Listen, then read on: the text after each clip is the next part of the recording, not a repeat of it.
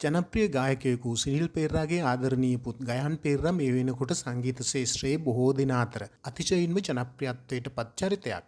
අද අපි කියන්නේ ගයන් පෙරේරාගේ ජීවිතයේ වෙන්න යන වෙනසක් ගැනයි. ඒ දෙන්නගේ ආදර කතාව බොහෝ දෙනා අතර ඒ තරම්ම ජනප්‍රිය නොවුනත් ගයන් කියන්නේ ප්‍රේමවන්තයෙක් කියන එක ගයන්ට ආදරය කරන රසික රසිකාවයන්ට නම් අමුතු රහසක් නෙමෙයි. කාලයෙන් කාලයට ගයන්ගේ ගීත නිර්මාණ වටා රොද බඳින රසිකයින්ට විතරක් නෙමෙයි අහඹුවකින් වගේ හෝ ඒ ගීත අහන ඕනෑම කෙනෙකුට මේ ගීත වලින් ලැබෙන්නේ වෙනස්ම රසයක්. මෑතකදී ගයන්ගේ ගීත අතර අතිශයින්ම ජනප්‍රිය වෙච්ච සයිකෝ ගීතයත් අන්න ඒ වගේ එකක්. සින්දු වලින් කෙල්ලන්ට මොන වගේ කතා කිව්වත් අවසානයේ ගයානුත් Tamanගේ ආදරවන්තිය වුණු සෙලීනා එක්ක විවාහ වෙන්න දින ගණනින් ඉන්නේ කියන එකට මේක නම් හොඳ සාක්ෂියක් වේවි.